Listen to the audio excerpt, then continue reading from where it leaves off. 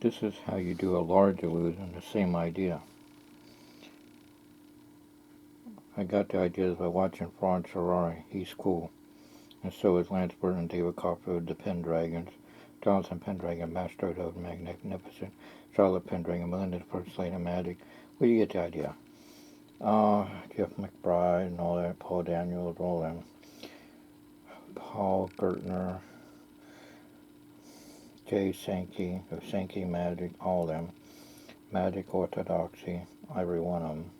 And all the mass magicians out there, including Herbert Becker, Herbert Lawrence Becker of All the Secrets Magic Revealed.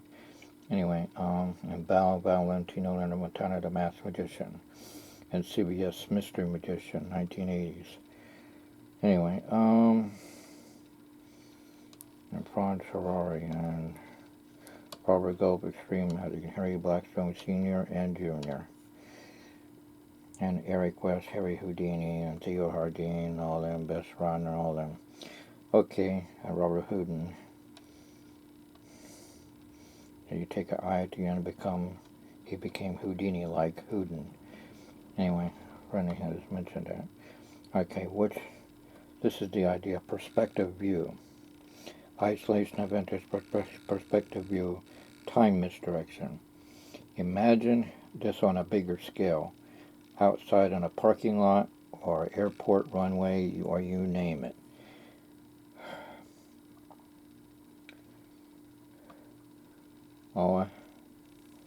You put a cloth goes up, you see the perspective, everything seems fine, goes like this, assistance behind the scenes,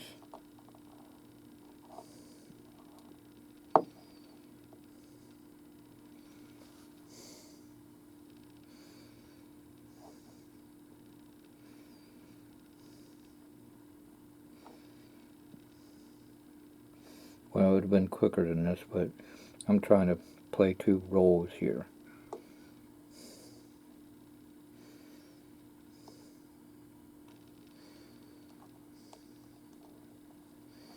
And it's not going to work right. Well, it don't take this long to do this, folks. It's not easy to do.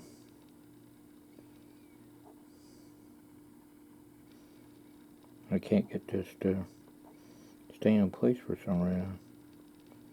There. It would have been quicker than this. It would have been like, put the cover up, and then go whoosh, like that. That's how it should look. And now,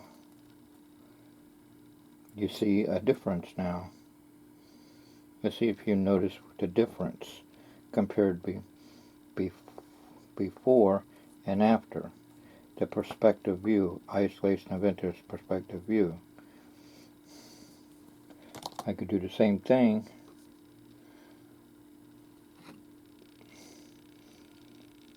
Put this here.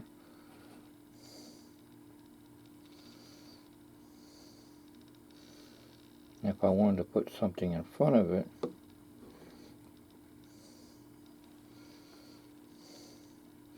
all I'd have to do is move this out of the way, bring that up front,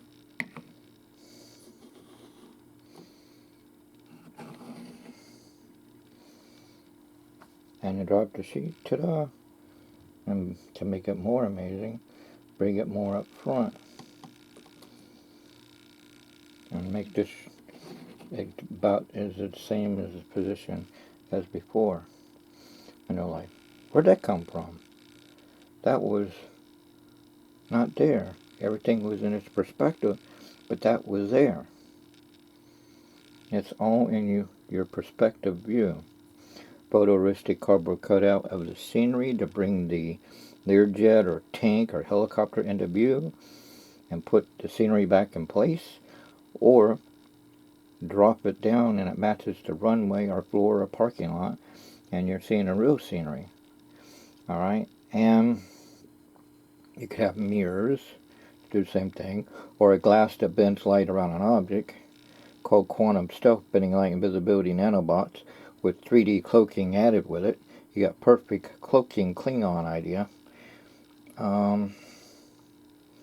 Bending light invisibility nanobots, metamaterials, added with 3D cloaking, visual stealth. Alright. Anyway,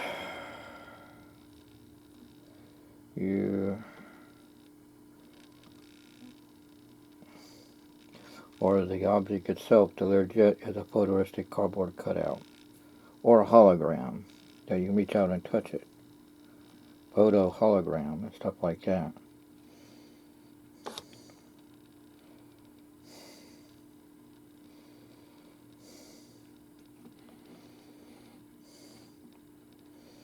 And the further away the object is that you're trying to hide, you can make it way in the back and they can't see it. By the way back it is, just how much angles. And then secretly bring it into play. And this moves out of the way. This moves up closer.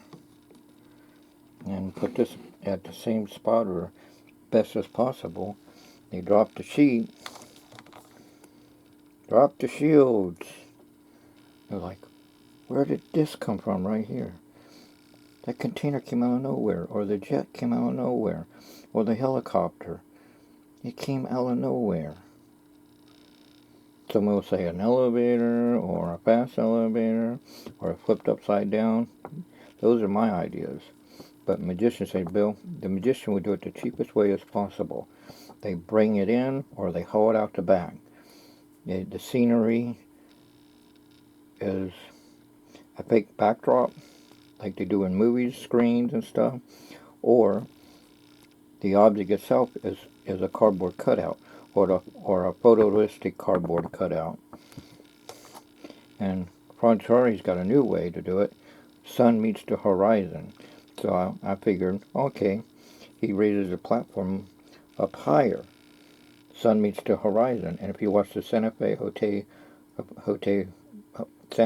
Hotel building disappear and bring back down with Casey Kasem, the voice of Robin, and I think he uses his own voice for Battle of the Planets 7 Dark 7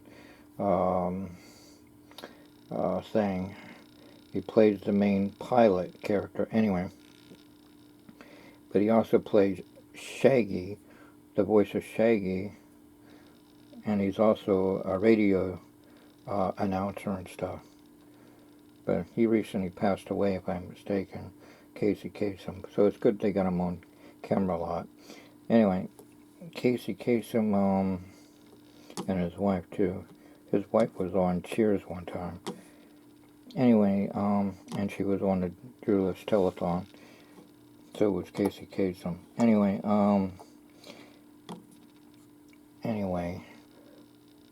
God provided the clouds at the right moment, because when he brought the sheet down, and he said, Liz, shoot your flare. Yeah, thing of beauty. Yeah, thing of beauty. And all of a sudden, you see the clouds are even with the road. And then when he raise the sheet up again, bring it back down, now the clouds are up in the air again.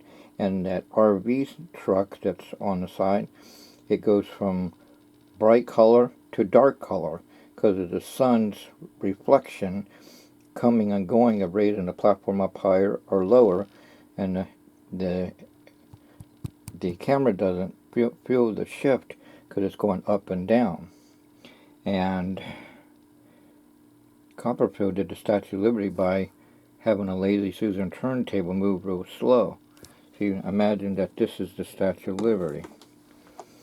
The sheet goes up, and the onyx is moving slowly with the orchestra music and silent ball bearings, and the helicopter pilot is moving at the same moment, and the searchlights come over here to a duplicate ring of lights with smoke and everything, and they drop the sheet, Now they're looking at an empty ring of lights, searchlights, smoke, and all. And the tower of lights night blind the audience for a few minutes, so you can't now see a darkened statue that has a purple, black lights in the crown area.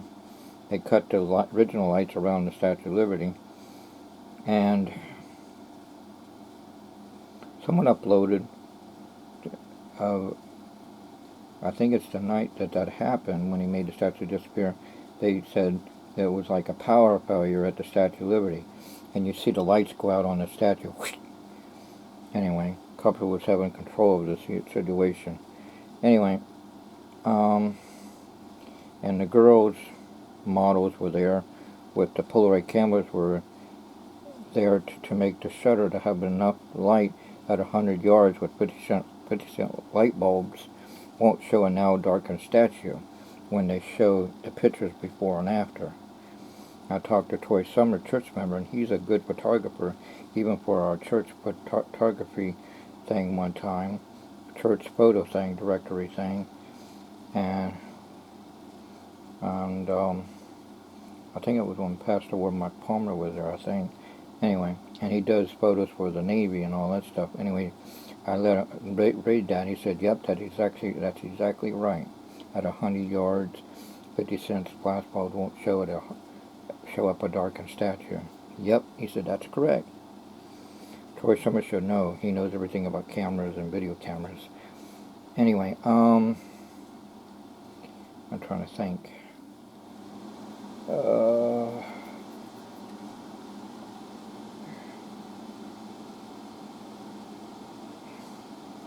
I assume he knows everything about video cameras. If he knows about cameras in general, he should know about video cameras. Alright, trying to think. Tim Brown, Nathaniel Brown's good with the photo cameras, and now they're gradually learning the video camera. They're getting real good with that video camera. Real good. Trying to think. Their brother Matt's getting real good with radio and Cancun thing and missionaries and I can't think of that place, but anyway, he's got that up and running, and now he's using that as a Sony tool, a radio station there.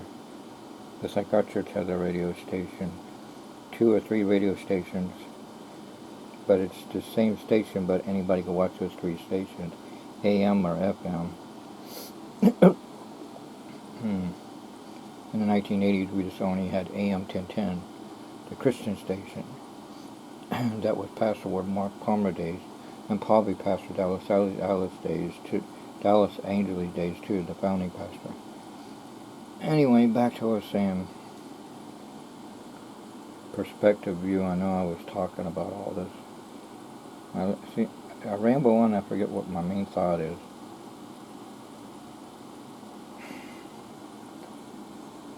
Bending line, invisibility, nanobots, metamaterials.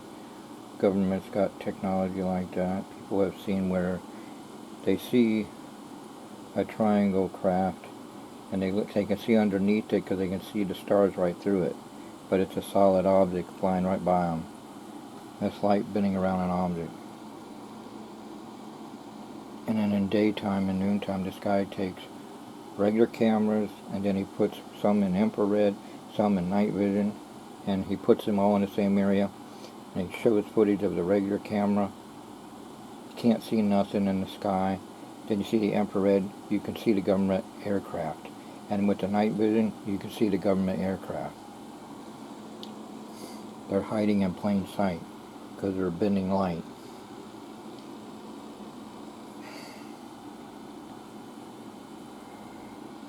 Well, you get the gist of how to make objects appear and disappear. Anyway, oh yeah, the Statue of Liberty, that's what I was talking about. Alright, and I noticed that the radar, the black rim is showing like a sundial effect. The generistic lights, but then someone said it could be the back lights of the lights back there that's doing it. But you can see that there is movement on a turntable. A lady's using a turntable, a large one. and the park ranger made a model of it because he knew how it was done. He made a turntable, and they had a biography one, and they had a Santa Claus going around the Statue of Liberty on a turntable. And they said, I don't know what that represents, that's confusing. And I'm thinking, I know, the Statue of Liberty with the turntable. And even Cutler did a commercial, might have been a Target commercial, I don't know. But he and this girl are going in like they're going like a turntable idea. And my dad said, see, it's good that even Copperfield doesn't mind revealing secrets. And in another Target commercial, it shows little clips of him practicing walking through the Great Wall of China. Because he said he went through many different versions till they found one they were proud of. And he happened to show a clip of it in between a Target commercial. Or some kind of commercial, Anyway, Cutler used to advertise at Busch Gardens, Williamsburg, Virginia. I never got to see his show there, but I got to see his show a lot of times at Chrysler Hall in Norfolk, Virginia, thanks to Bob Schofield and then the Story family. And my nephew Eugene got to go. And then the same place, Mickey's Magic Show, and I was able to take my nephew William. And then Bobby wanted to go, but it was called Boys Night Out, so she couldn't go. So Miss Story made up by asking my niece Bobby what she wanted, and we went to the fast food place and got what she wanted. And then a Fat Albert movie that Andy Story and my niece Tony wanted to go see, so and they went with us, and we watched that. And as the credits are going, Fat Albert or one of the guys said, "Why are you leaving so soon?" And Andy goes, "How do you know we were leaving?" I didn't say a thing, I don't think. I just let the magic happen. Yeah, it's just prearranged, and it was pure coincidence. Anyway, God let it happen. He's in control of everything anyway. Yeah, it's like William was amazed, like, how did Copperfield know my card? We used his name and my name, and he found my card on the Fire of Passions TV special. I said, he knew your card, William.